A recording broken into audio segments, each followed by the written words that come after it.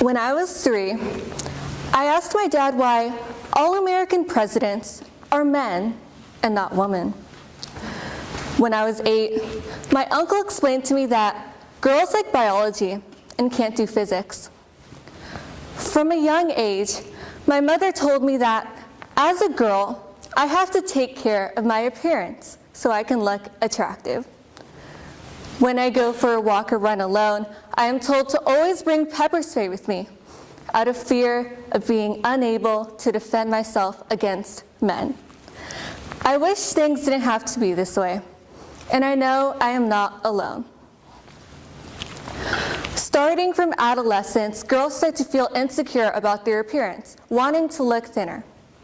When I was in 7th grade, I saw my 2 closest friends base their self-worth off of their appearance. My male friends, on the other hand, didn't have to worry about what they looked like, for they knew they wouldn't be judged on the basis of appearance alone. The very root of sexism lies in discrimination and biases. In fact, it was found in a study by the U.S. Department of Commerce that women are highly underrepresented in science, technology, math, and engineering careers, making up only 25% of STEM careers, although they are half the workforce. My mother's dream was to become a doctor. Living in Indonesia, where men were seen as breadwinners and women childbearers, her dream never became a reality. My dream, like my mother, is to become a doctor. But because I am a woman, people will tell me it is impossible for girls to be both successful doctors and successful mothers. And I bet you want to be a pediatrician. According to a report by CNN, women only make up 14.5% of the active duty U.S. military force. We can change this number through eliminating the bias that women can't be strong. In PE class, if a female classmate is being made fun of for running like a girl, it is our role to stand up for her and say, "She runs quickly like a girl." The first step in standing up to sexism is acknowledging that it exists.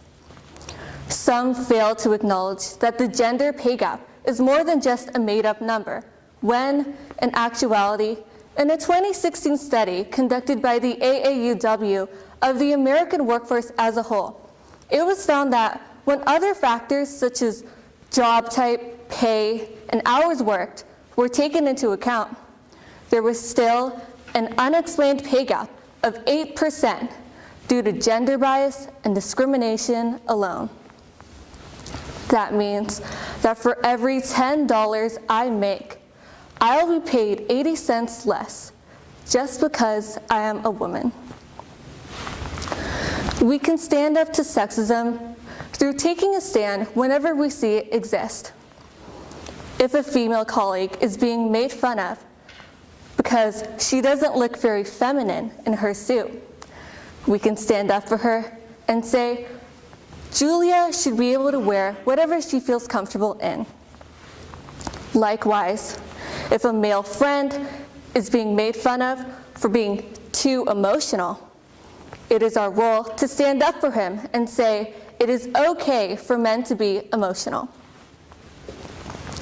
Organizations such as the AAUW can promote gender equality through encouraging the youth to fight for laws to be passed which enable for gender equality. Leadership events should be hosted at schools which promote the youth to advocate for laws. For example, if more students were aware that they could petition for laws in a matter of minutes through the 5-minute advocacy on the AAUW website, they would be more likely to do so. The AAUW can continue to eliminate gender bias through having female business CEOs and female role models speak at schools, inspiring young girls. Programs should be implemented which encourage both genders to pursue their dreams, regardless of biases against him. I know very well that men and women are equal in intelligence, but if your belief is that since you have a daughter, she won't ever be good at math, she will live in fear that she does not have the mental capabilities. I wish we could live in a world where men and women didn't have to feel limited on what they could achieve because of their gender. I wish women didn't have to be seen as bossy for being a strong leader. And I wish men and women could be paid equally for doing the same work. If we all learn to acknowledge and take a stand against sexism whenever we see it exist, we may finally be gender equal. Thank you.